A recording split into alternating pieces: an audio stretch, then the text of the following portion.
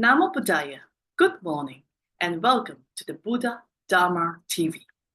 I am Lisa Chu. Before we begin our program, let us join a group of venerable monks paying homage to the Supreme Buddha.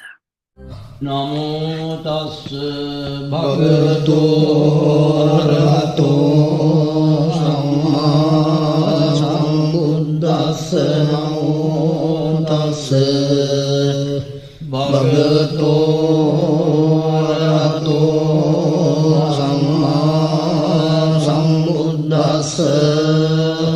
Namo tassa bhagavato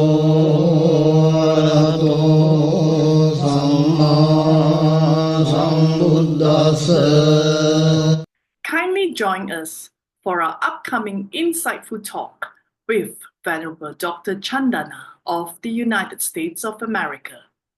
Bhante's insights are both enlightening and rationally sound, demanding your full attention to understand the deep profoundness of his Dhamma discourse. Don't miss the opportunity as Dr. Bhante illustrates the Brahma Ayatana Sutta. In English, it is the Brahma God's Request. Now, here is Venerable Dr. Chandana to deliver the second part of his talk. Let's see what Lord Buddha says. Thus spoke the Brahma Sahampati as he continued by uttering these words in verse. Actually, he'll continue, Brahma Sahampati, because he still needs to make his case to convince Lord Buddha.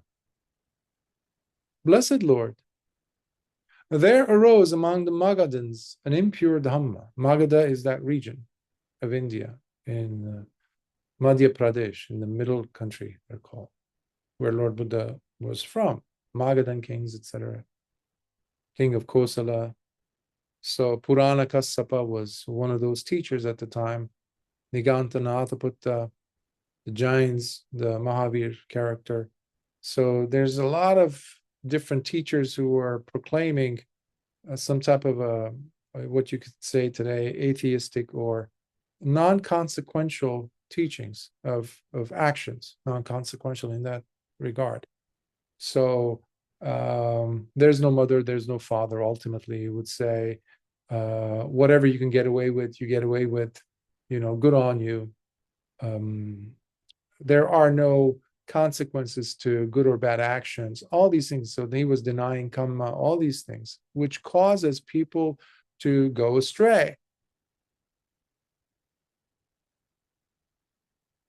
So, blessed Lord, recently there arose among the Magadhans an impure Dhamma, a teaching that is tainted and dirty, for it sullies the hearts of beings. When you don't have conscience, when you don't have consideration, when you have nothing but greed, outsmarting others to get away with things. What is that? That's a dirty heart. It's run by greed, hatred, and delusion. And you look around and you see this. Now, let these people hear and listen to the genuine Dhamma that is utterly pure, which the impeccable one has discovered, and fling open the gate to the deathless, O blessed Lord. Just as someone who reaches the highest point on a mountaintop is able to see everyone in all directions beneath him, in just the same manner, O peerless and all-seeing wise one, you who have indeed become the Dhamma itself, you have reached the very highest point achievable by any being. And now you look down upon all these beings everywhere, as you witness them drowning in their despair, pain, and misery, being unaware and unable to shake themselves off from sorrow and endless torment, overcome by the ceaseless cycles of rebirth and getting old. Rise, therefore, O conqueror, rise, O matchless vanquisher. You who have made it on your own and owe nothing to absolutely no one. Lord Buddha didn't have a teacher, to become a Buddha. People forget that. He made it on his own. Some people were there to help him with getting into some jhanas, this and that, but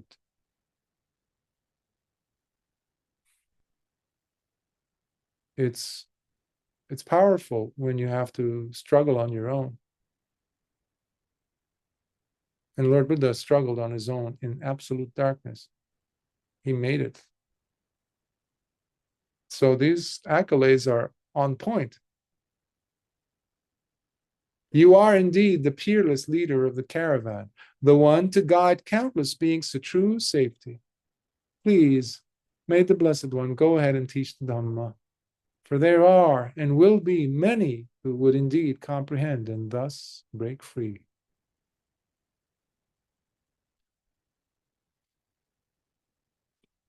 Beautiful verses that Brahma Sampati spoke. What we need to consider here is, like I was mentioning, there needs to be a few factors in place for a Buddha to become a Buddha, for a person to become a Buddha. That's why, by the way, when you hear about this Bodhisattva vow thing that the Mahayanists came up with to make things easier, basically, to cop out from actually putting the effort, real effort to attain, by putting a wall between the Savakas or the disciples, those Sariputta characters, this and that. That's how Mahayanists were claiming the Arahants to be. No. Bodhisattvas are the real deal, like Lord Buddha was. Well, there's a problem with that. The whole Bodhisattva vow thing. Remember I mentioned how in order for you to make a Bodhisattva vow, which later on Siddhartha Gautama, our Buddha, had made earlier on, you have to be making it in front of a living Buddha. You have to have the necessary merits, punyas, and actions, and purity of heart already demonstrated in many, many lifetimes to get to that point. And then there has to be a confirmation made by the living Buddha to whom you have to bow in front of and make that request. So it's not something that you read in a book and all of a sudden you're moved enough to say, yes, I want to become a Buddha. Or you go to a temple and you make some ceremonies, some donations, and you're good to go. You have taken the Bodhisattva vow. This is total nonsense. But it's, even though it's completely, absolutely baseless, has nothing to do with the Dhamma, nothing. It's just based on, when I say baseless, it is based on ignorance, but it's not based on wisdom or the tradition. Nevertheless, countless beings, countless people to this day, and for many, many years to come, so long as these traditions continue, they will be leading people astray from the Dhamma that was taught by Lord Buddha. So they are contrary to what Lord Buddha did attain, and especially what he did as a teacher for 45 years. This is a stab in the back, in fact, of the tradition. Because the person, in order for them to take the Bodhisattva vow, what they also are doing is they are delaying their progress, their attainment. No, we're after Buddhahood. What? Yeah, I'm going to show everybody the path of Dhamma. I want to help everyone else to become an Arahant, not an Arahant, I'm sorry, Buddha, and then I'll attain my awakening. I will delay my desire from becoming fulfilled. There's so many even logical, commonsensical things that are missing in this. It's so naive, it's so childish. It's like people standing at the doorway of their burning house, in the inside of the house, and saying, no, you go first. No, you get out first. No, you go out first. No, you go out first. That's the Mahayana. which you can call it Marayana, Mara's path, because it goes against the teaching of Lord Buddha. Lord Buddha did not tolerate individuals to just skulk around. He pushed and pushed people to go ahead, attain. In fact, if you attain a level where you're just going to be reborn in a heavenly realm because you did some good deeds or you attained some high jhanas, and now you're even in the Brahma realm, Rupa Lokas, you still failed because you were after some type of pleasure, some celestial pleasure. You still fail because you are still stuck, hooked in the grasp of Mara, because Mara controls all these 31 layers of existence, minus the pure abodes. You're in samsara because you're going to fall out of these realms, however sublime they might be. Cut the shackles, set yourself free. And these people are intentionally bulldozing their way into ignorance and wasting this tremendous opportunity they have to take the Dhamma and make it through and cut themselves free from samsara. If Brahma Sampati knew about this, he would not have probably approached, but he approached because of other people who had little dust in their eyes. And that is why he's beseeching Lord Buddha to teach. So there are two requirements, basically. I was referring to one of them, Bahira, or I think that's called, or what it's called, Bahira Nidana. This is not Bahira. Bahira is a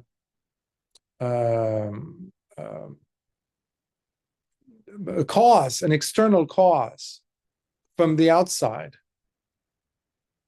that has to be there, triggering or inviting or requesting or allowing the Buddha to teach the Dhamma. That has to be there. One.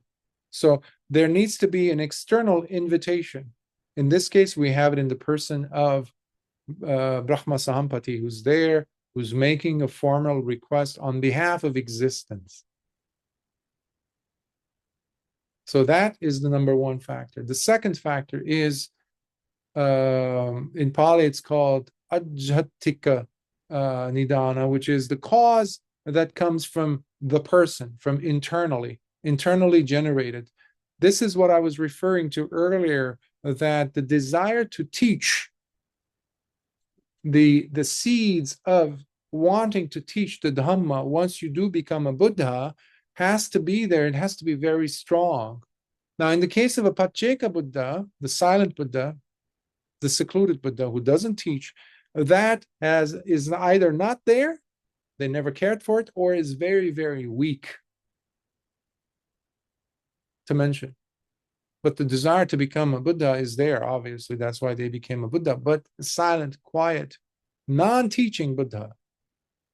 So here we just saw the worldly factor, the requirement or prerequisite being displayed in the form of Brahma Sampati coming to Lord Buddha, making a formal request, and also making a good argument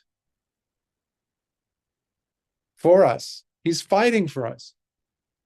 He's fighting for us. Brahma Sahampati. Let's see what happens next. It was at that moment that the Blessed One, while considering this heartfelt request from the Brahma God Sahampati, scanned the entire cosmos with his mind, as he looked deep into the very hearts of beings with the purity of his Buddha heart, compassionately gazing upon all beings throughout existence. And by carefully examining and scrutinizing as he scanned the hearts and minds of beings, thus, with his Buddha heart, the Blessed One saw that there were indeed beings who were ready, beings who had but a little bit of dust and dirt still left in their eyes, as well as many other beings with piles of thick dust and dirt in their eyes, who were not ready at all. Similarly, he saw that there were beings who with keenly sharp and inquiring faculties, as well as those with dull and weak faculties.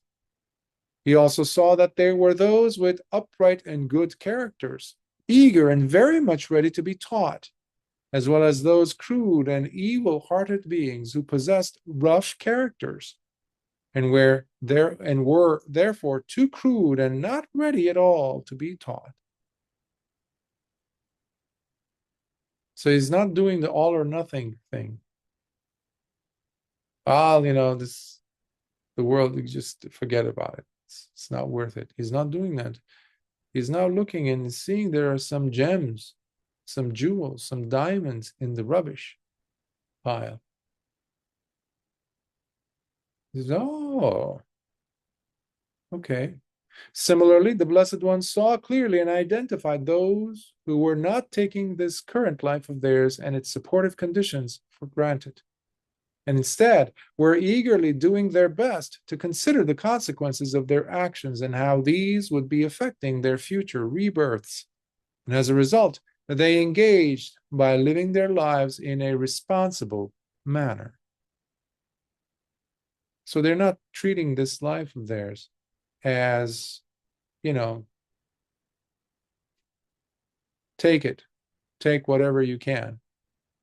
Make most of this life and enjoy as many pleasures as you can. Sometimes that's one of the saddest things to see. You see an older person, a human being, sometimes very, coming from a, let's say, social upper classes or educated or very famous, powerful, resourceful, good education, etc. And they open their mouths and all you hear is just rubbish when it comes to, yes, you have to take life by the horns. You have to enjoy the sense pleasures as long as you can before your body breaks down. Meanwhile, they're in their 80s or 90s. What a sad, sad phenomenon that is. What a wasted life. But that's why Lord Buddha saw that that's not the case all the time, because there are those also who are wanting to put an end to suffering. And that's why they've shown up in this life. In contrast, however, he also saw those numerous other beings who lived carelessly, using and abusing their life and its favorable conditions, with no concern for how their current intentional actions would impact them in future rebirths, once they relinquish this body at death. The value of understanding Dhamma and its impact on your life, not just this one, but other lifetimes to come, cannot be overstated. It's so important for us to weigh in our actions instead of just like, yeah, go after this. If you're getting away with it, good on you. Anybody who's alive must engage in some type of a good action for others, good deeds for others. Be generous with one's time, one's energy, one's body, given physical activities that need to be done for someone else, resources, knowledge. That's a good place to start. But we're having less and less of that. You're in it for yourself. So you might as well go ahead and start, reaping the benefits of being alive and having these resources for yourself. Well, what if something happens and you get into a car accident and you break both of your legs? Or you become quadriplegic and you can't move any of your limbs? Where does that place you on the social ladder? Now you need to look at others for their compassion, hoping that they're going to behave much better than you did prior to losing those body parts. So sometimes the person gets lucky and gets to be hit with that fact of their karmic actions while they're still alive. So they can do a before and after contrast. lucky in that sense. Otherwise, other people are just going around and living their lives, reaping the benefits, so-called benefits, and making the most of this life for themselves selfishly. But because they are nearing the end and they die, they think we got this. Okay, so it's like life, I did it in spite of you and you couldn't catch me. I got away with all these things. No, that's terrible, because now the person is going to grow up or actually be born with so many difficulties if they are born as a human. But they won't be there to recall any of this. That's why it's bad. But the person has to be probing and really going beyond the superficial to even consider such fact. Or those, just like in the case of a lotus pond with blue water lilies, or those with pink or white water lilies and fragrant lotuses. So Lord Buddha is going to do a contrast between these different beings that he's seeing. Where some of the lotuses and lilies sprout from the mud, but do not rise at all, and instead stay near the bottom, living in or close to the thick mud, while nourishing themselves underwater.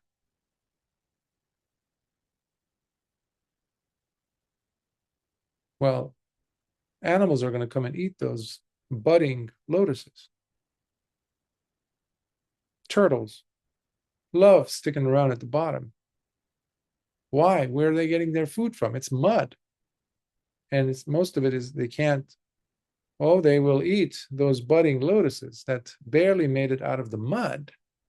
But that's not why they were born. You have to have the drive to push yourself up and up and up and away from that environment.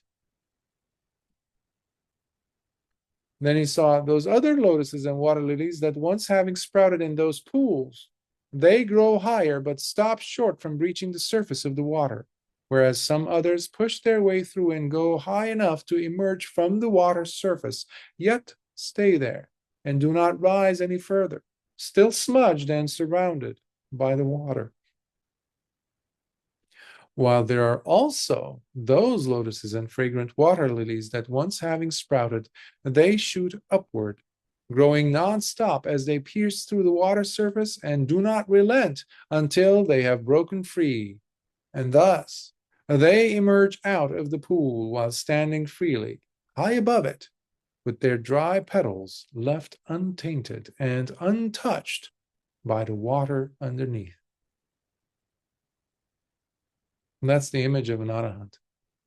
That's the image of, in fact, I would say all of the noble disciples, anyone who has seen the Nibbana, has experienced Nibbana, but usually it's a reference for the arahant. Water is not touched by its petals. And if it does, it just flows down, like we saw in the Indriya Bhavana Sutta. It doesn't stick.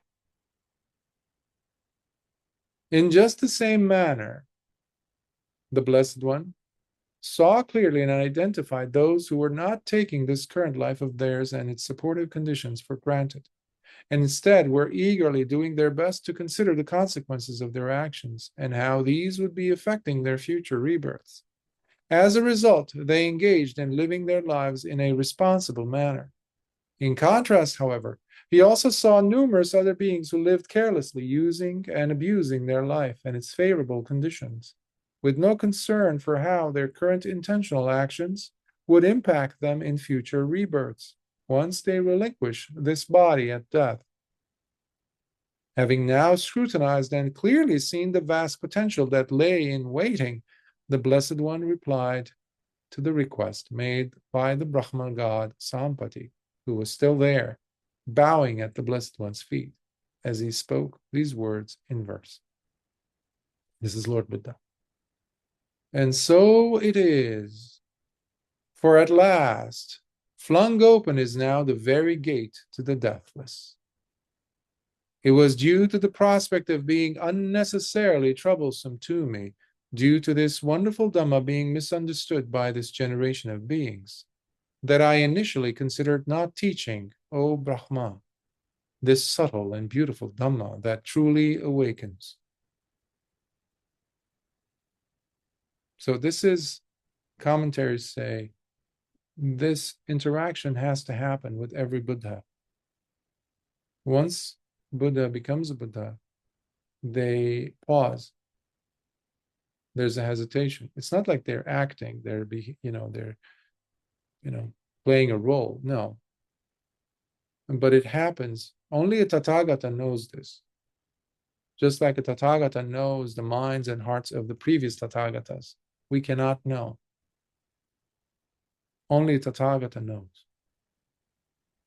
And he also knew that what he was realizing about the world not being ready and having that leaning away. He didn't say immediately, I'm going to stop. That's it. No. If you recall, Lord Buddha's heart leaned away from the prospect of teaching. So that was an invitation for Brahma Sahampati, for existence itself, to send a representative to the Buddha to beseech him to teach the Dhamma. That was the requirement. And then he would look and he would see and he would say, yes, there are indeed those with little dust in their eyes who are ready. What do you call Venerable Chula Pantaka, whom we covered some months ago, who had a dull mind, who was so slow that he couldn't even memorize a single line of a verse? Not a single teaching was able to get in through his head. But Lord Buddha knew that there were many Chula Pantakas type of people, us. Not just at his time, but those that will come in the future. And our struggles, how we hit against the wall, is like, this is a samadhi, I'm falling out of it, Bhante. How come I can't stick? I can't make it stick. I have a moment of panya here and I have a moment of avidya there. This is unfair. So I must be dumb. And then you recall Chula Pantaka. Okay, hold on. I don't think I'm at that level. What happened to Venerable Chula Pantaka? He became an arahant. First level, with abilities, psychic abilities, that everyone else would rival everyone else with psychic abilities. So there's hope. So I would like you to think about yourselves falling into the first category, those with little dust in their eyes. That's why you're here. That's why you're listening to the Dhamma. Week after week. But remember, there are many, many, many, many, many others who come to the Dhamma and they say, no, this water in the pool, this pond, this is lovely. In fact, I'm going to stay in the coziness of the water inside. Underneath the surface, it's safer. You know what? No, I think I'm going to I need a pillow. I need to put my head on the cushiony mud and not get up from there, higher from there. All this is a person's choice. So you need to have the initiative, the courage, the gusto, the fortitude to say, no, I might end up being that quadriplegic tomorrow, or lose my mind, or have an accident and die, or not be able to sit again ever in meditation with a straight spine. There goes that. Or not be able to remember anything. Forget the Dhamma, even. Severe case of Alzheimer's. What happens then? Now you know how it feels to be eaten up by a turtle at the bottom of a pool. Then, realizing with utter delight that his request for the Blessed One to go ahead and teach the Dhamma was accepted by the great teacher, Brahma God Sahampati respectfully paid homage again as he bowed and then circumambulated the Tathagata by keeping him to his right. And then, just as he had manifested, he disappeared right then and there. Sadhu, sadhu, sadhu.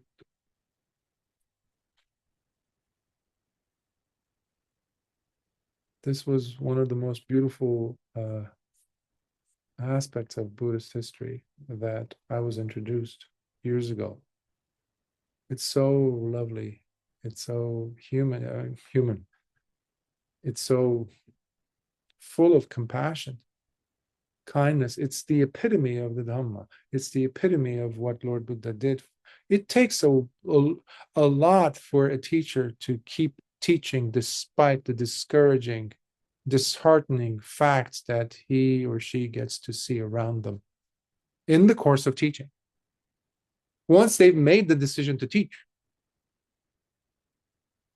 it has to be so alive. The fire in your heart has to be so alive, so powerful that no matter what, every person on the planet turns their back, even the devas, and you're alone. All you have is the Dhamma in your heart. Don't give up. Don't give up. You push. You pierce through that water surface. And if you don't understand a certain teaching in the Dhamma, it's okay. Some of those, there's different layers of dust. Even the little can have different categories. Some of Lord Buddha's students were able to understand the teachings in brief, uddesa. It's called in Pali, uddesa, teaching in brief, boom, boom, boom, just like the highlight, or they would read the title of the abstract and all of a sudden they got the message, like the case was with Bahia, like the case was with Venerable Sariputta or Venerable Mahamoggallana. All they heard was one, part of a verse. They got it as Upatissa and Kolita. And then you have the other, with a little bit maybe extra grains of dust in their eyes, who need a little bit more probing, more effort. And that's okay. For them, Lord Buddha taught the Nidesa version of the teachings, which are more detailed. More detailed. To allow them to say, oh, but you have to put the effort. And not be lazy. The effort that comes when you apply your practice, you bring your practice into your life becomes your practice. You don't keep the practice as 1 or 2 hours of sitting every day and then go about your business, have fun, just do this, do that, and basically put it on the shelf. Like you use your car basically during the day if you drive, and once you come back, or your briefcase, your work briefcase, or your laptop for your work, when you come home, what do? I used to have a bowl for my keys. I used to put the keys, or actually I would hang it on the wall, car keys, and that's it. I'm not going to need them while I go to bed, while I'm sleeping. Similarly with the work laptop, I would put that away because I'm not going to use it. Leave me alone until I come back to it tomorrow, or the weekend is off limits too. But that's not how the Dhamma works. That's not how your life in the Dhamma works, ever. You can't put it on the shelf. You can't put it in a key bowl. Your practice, of sati, of sila, of panya, they have to be there with you.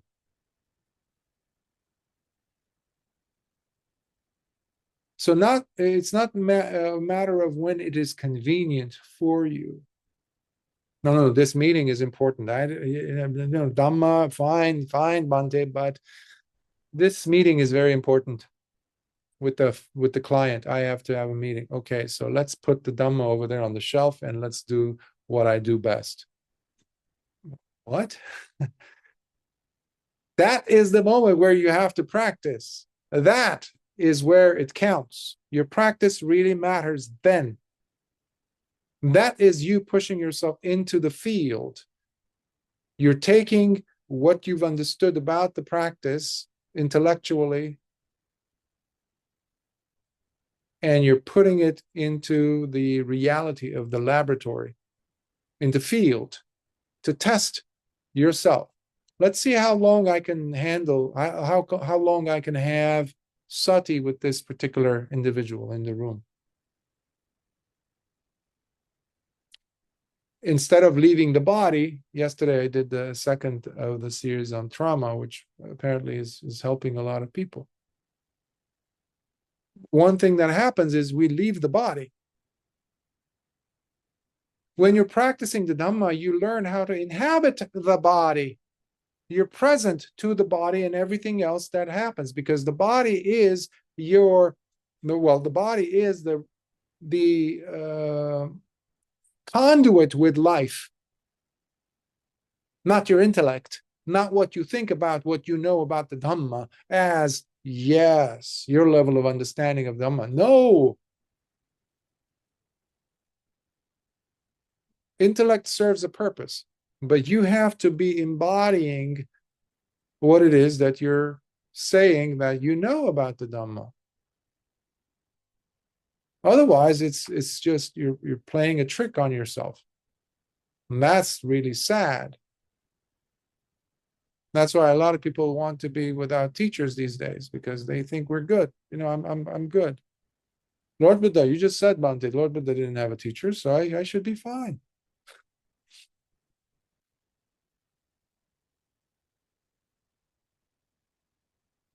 So can you take the Dhamma with you wherever you are, wherever you go?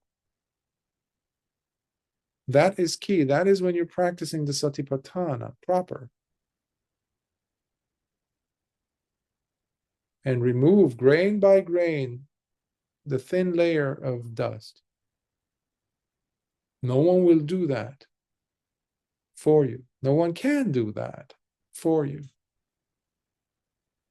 So I will stop here and see if there are any questions. Comments?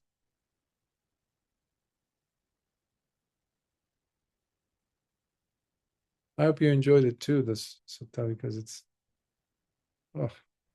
so beautiful, so lovely. It's very inspiring. And I'm glad. We are eternally glad for Brahma Sampati to have taken the time, the energy. You see this encounter in different sources, by the way. You see it in the Vinaya, you see it, I think, also in the Udana, in the, if I'm not mistaken, in the Sutta Nipata. So, and there's some expressions where, I think it was in the Sutta Nipata, where Brahma Sampati goes, it's like, and makes another declaration. And he says, the gates of the deathless have now been opened. He's like as jubilant as a little kid. He's so happy. He was awakened, you know. He didn't technically need the Dhamma. He was doing it out of the compassion in his heart, out of the dana in his heart. He had attained.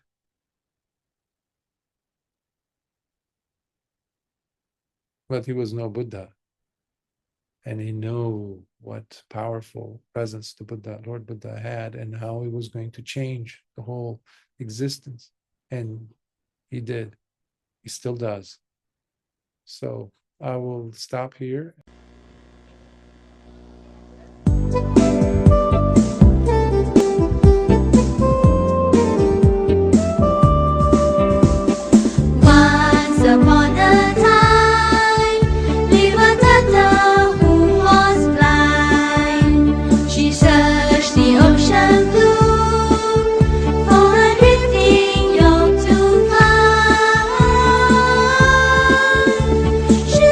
Through the rainbows and waves, once in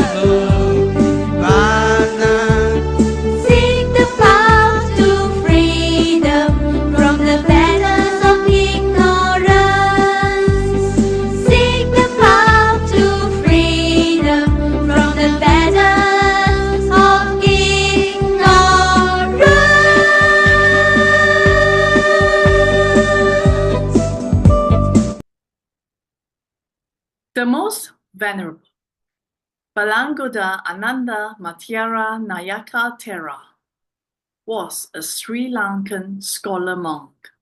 He was a prominent figure in the Theravada Buddhism during the 20th century.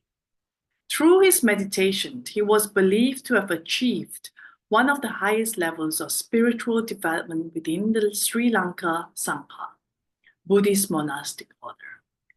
So, he always said he still had much to learn. However, he lived a modest life in a secluded monastery, making him later known outside his native country. He passed away in 1998 at the age of 102, 26 years ago. We are fortunate to broadcast one of his talks entitled Metta Meditation, which means meditation on loving kindness. Let us listen to it together with due devotion. Now, I have spoken to you so far the value of the practice of loving kindness. Now, how to practice it regularly, effectively? First of all, you have to love yourself. If you don't love yourself, how can you love others? The nearest thing and the dearest thing to you is yourself. The dearest thing to me is myself. If I don't love me, love myself, how can I love others? All virtue is to be started within oneself, within you. So first, try to see the value of your life. Give auto-suggestion to yourself. Will that you should be happy. Wish your well-being.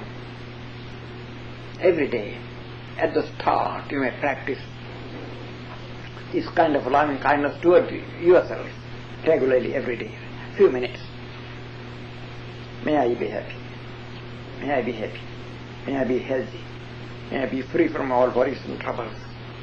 So you may give auto-suggestion. You may will of your well-being. At the same time, then, you may extend your loving kindness to the dearest one. Suppose you have a child.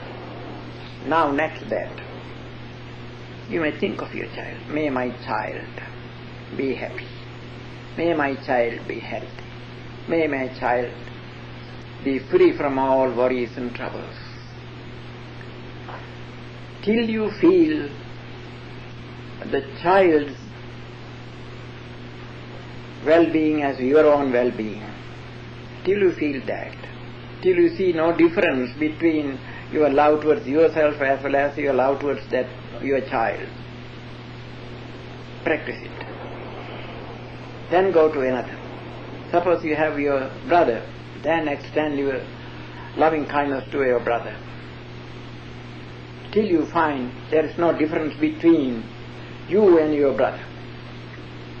Then you, your child, your brother, you feel all are the same. You love all the same. Then, if you have your parents, extend your loving kindness toward your parents, towards your other relatives, from one to other, to another. So, little by little, extend your loving kindness towards all persons whom you know, your friends, your relatives, your neighbors, or if you start your practice while you are sitting in a house, first you may extend your loving kindness to the members of the members of the house, the people who live in the house, from one to another. Then, after finishing your loving kindness, practice of loving kindness towards all the family members, all the members of the house, then go to others outside the house. So little by little, step by step, You may extend your loving kindness towards all the people in your village, in your city, in your country. Then go to other countries mentally. Extend your loving kindness to the people of other countries. At last towards all people on the earth. When you practice this towards all living beings, all human beings, then go to non-human beings. Think of the spirits, the spirit beings, any kind of non-human beings, animals, all beings, as many as possible. You may extend your loving kindness. Practice loving kindness. Then go to other planets. There are many planets inhabited. Imagine that all beings in all the planets, all beings in the universe, all devas or angels or gods or spirits or human or animal, mentally touch all of them with loving kindness. So every day you may do it regularly. It may take some time, an hour, to complete this practice. If you do it every day, within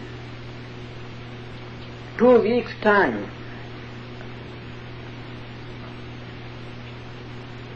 I am assured of that. Within 2 weeks' time, if you do it properly and fully well and perfectly, actually you will find the value of this practice. All people living in your place, in your town or in your village, whosoever meets you, you feel that he is showing some kindness to you. Wherever you go, if you work in an office, at once the other persons who work in the office show a special kindness towards you. The head of the office will show much favor to you. So everywhere, wherever you go, you feel that all people pay some regard to you. You don't find any enemy, any person who is disagreeable to you. Nowhere there is hostility. Nobody is hostile to you. Then you feel very happy. You can live a happy life in this way. Any family man, any householder, any layman, any businessman, any kind of person who lives a household life can practice this loving kindness. And before long, he will experience the value of this practice. And he will be successful in his life, in his business, in every activity. He will be successful. And a person who practices loving kindness naturally, because his mind is healthy, it influences his body. Therefore, physically also he will be healthy before long. He will be free from sicknesses, because mind influences your body. Now, for an example, suppose some moment you feel angry, then your cheek becomes somewhat ruddy, somewhat red color, because your angry thought influences your face, your body. Sometimes you feel shivering, trembling. If you get too much angry, you can't control your body because mind influences your body. In the same way, if your mind is full of loving kindness, if you practice it regularly, then it also influences your body. When you give auto-suggestion, I am healthy, every day. Because, first of all, you have to love yourself. You have to think that you must be healthy. Then you have to extend the same idea, same wish towards others. It is in this way you have to practice it. So you will be very healthy. You can live long, a healthy life. So that is the nature of the practice of loving kindness. I don't know whether they want to know how to practice it. They want to practice. Then let us practice loving kindness. I'll teach you how to practice it. Now, first of all, you have to think of yourself. You have to think of your body. Close your eyes. Start at your head. Now think and give auto-suggestion. My head is healthy. My head is healthy. My head is free from all ailments. My head is free from all ill health. My head is strong and healthy. My head feels healthy. My head is healthy. My head is healthy. My head is healthy. There is no sickness in me, in my head.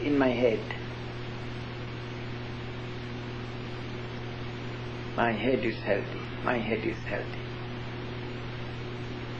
Try to feel that your head is healthy. Now come down to your neck. My neck is healthy and strong. My neck is healthy and strong. My head and my neck both are healthy and strong. My head and neck are free from all ailments. They are free from all illnesses. My head and neck are full of health. They are perfect in health. They are very strong. Now we have come to your shoulders.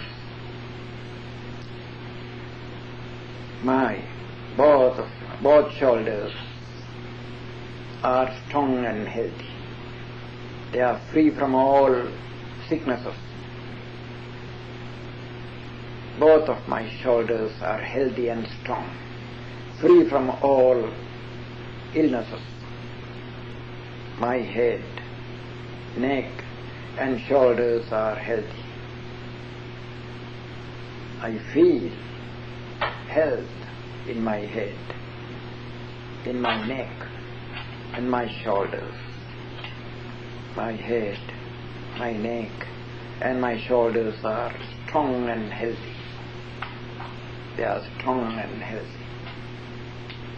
They are strong and healthy. Now let's come down.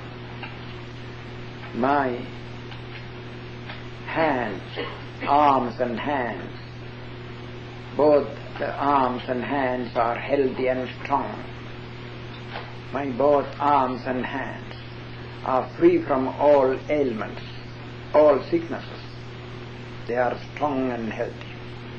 My head, neck, shoulders and hands are healthy. I feel them in good health. My head, neck, shoulders and hands and arms, fingers, all these parts are full of health. I feel them healthy. they are healthy, they are healthy, they are healthy. My chest, my breast, inside and outside are healthy. My chest and breast are healthy. My backbone is healthy. My head, neck, shoulders and hands and breast, chest, backbone and inside my body, all these limbs, all these parts are full of health. I feel they are healthy. They are strong. I feel they are strong. They are healthy. They are healthy. They are healthy. My abdomen is healthy. My belly is healthy, inside and outside. My belly is healthy. My bowels are healthy. My stomach is healthy. All parts of my belly, outside and inside, are healthy. I feel they are very healthy. They are strong and healthy. They are free from all sicknesses. My head, my neck, my shoulders, my arms and hands, my breast, chest, backbone, my belly inside and outside, all these parts are strong and healthy. All these parts are free from all ailments. They are free from all weaknesses. They are very strong. My head is strong, neck is strong, shoulders are strong, arms and hands and fingers are strong and healthy. My breast, chest, backbone, inside and outside my belly, all these parts are full of health. I feel they are very healthy. They are very strong. My both thighs are strong and healthy. My thighs are strong and healthy. My head, neck, shoulders, arms and hands, backbone, chest, breast, inside, outside of my belly, my thighs, all these parts, all these limbs are healthy. I feel they are free from all sicknesses. They are free from all ailments. They are very strong. I am strong in all these parts. Now my legs are healthy. My feet are healthy. My head, neck, shoulders, arms and hands and fingers, breast and chest, backbone, inside and outside my belly, abdomen, my thighs and legs and feet, the whole body is full of health. My whole body is strong. My whole body is in good health, in perfect health. There is no disease. I am healthy. Physically I am healthy. Physically I am healthy. I am healthy. May my body be healthy. May health continues in my body. May my body be strong and healthy. May I be healthy. May I be healthy. May I be healthy. May I live long. May I be strong. May my children be healthy like myself. May my children, my brothers and sisters, my parents, my relatives be healthy, happy, free from worries and troubles. May my children, my brothers, my sisters, my relatives, my parents, my friends be healthy, happy, free from all worries and troubles. May all people who are in this hall, May all persons who are in this hall be healthy, happy, free from all worries and troubles. May I be healthy, happy, free from worries and troubles. Like me, may all these persons in this hall be happy, healthy, free from worries and troubles. May all the people in the neighborhood be like myself, be happy, healthy, and free from worries and troubles. May all people in the neighborhood be happy, like myself, be happy, healthy, free from worries and troubles. May they live happily. May they live happily. May they be happy. May they be free from worries and troubles. May all people in this city, in this town, be healthy, happy, free from worries and troubles. May all people in this town, including me, be healthy, happy, free from worries and troubles. May all people in this town be happy, healthy, free from worries and troubles. May all people in this country, in this Canada, be happy, healthy, and free from worries and troubles. May all people in this Canada be happy, healthy, free from worries and troubles. May all people in USA and other parts of America, in this whole continent, be healthy, happy, and free from worries and troubles. May all people in America, North, Middle and South, may all people in this America, in this continent, be happy, healthy, and free from worries and trouble. May their hearts be full of peace. May their hearts be full of peace, full of friendliness, full of kindness.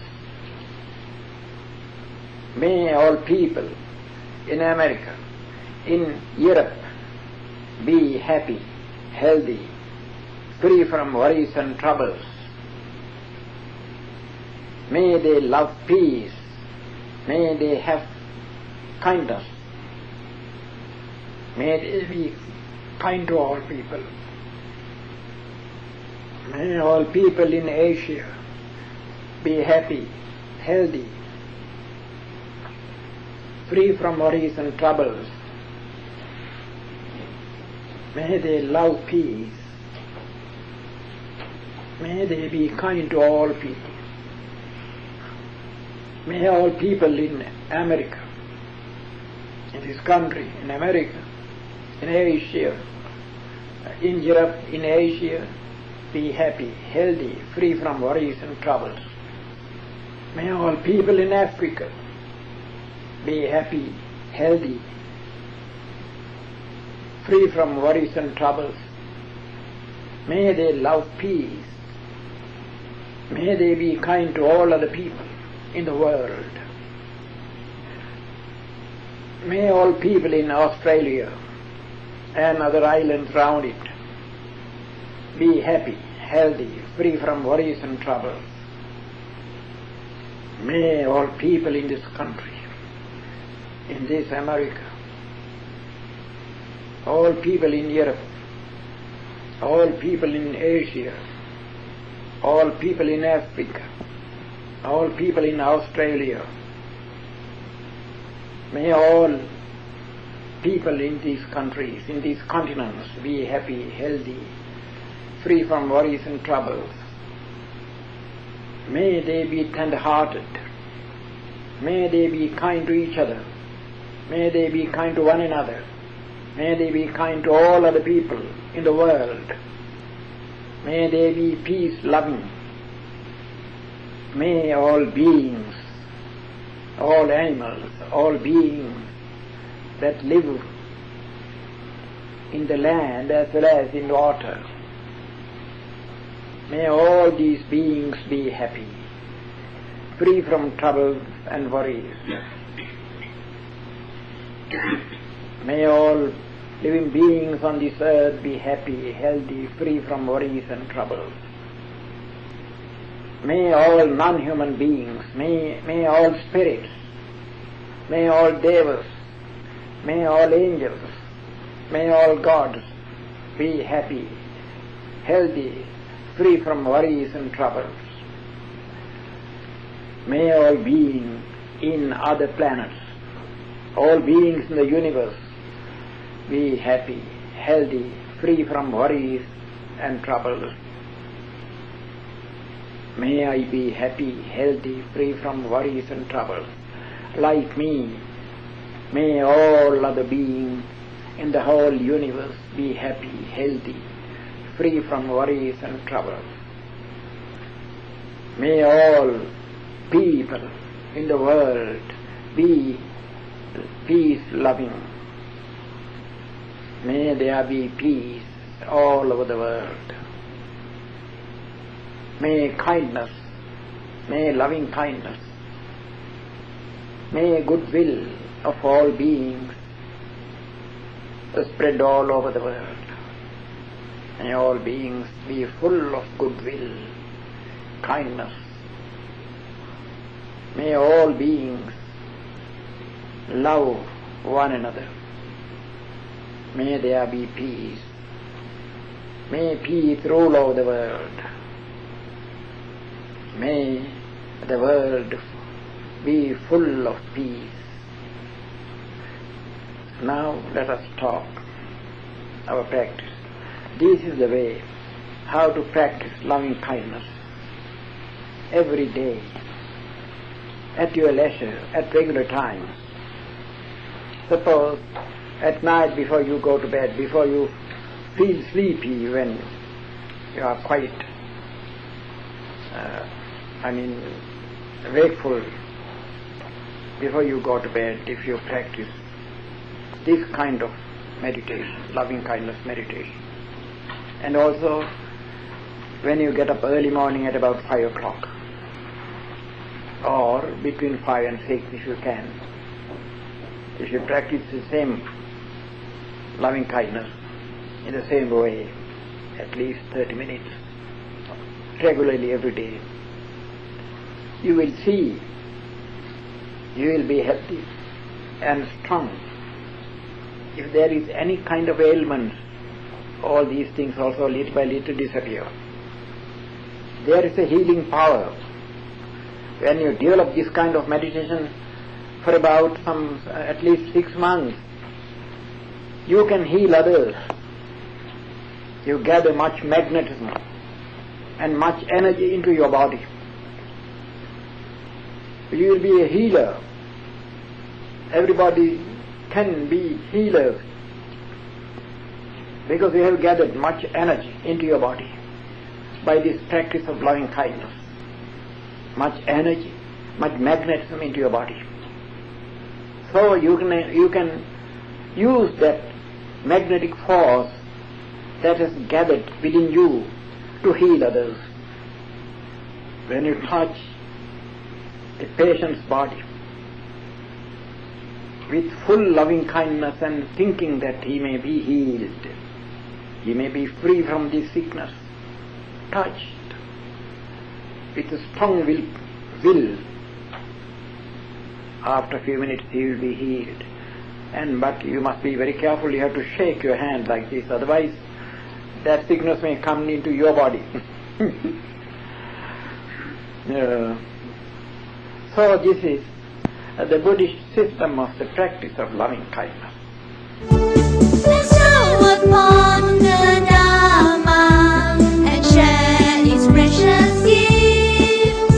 We can put to bed this thorny world to hand the thoughts without being free. Goodbye samsara. Hello, Nibbana. Seek the path to freedom from the fetters of ignorance.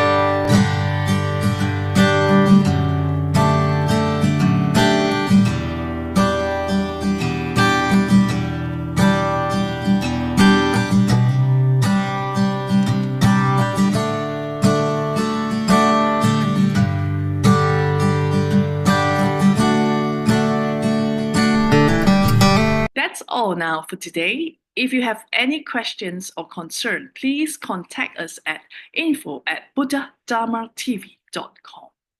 We work hard to share the noble, peaceful, and sublime teachings of the Buddha with you, helping you pursue the spiritual path under his wisdom.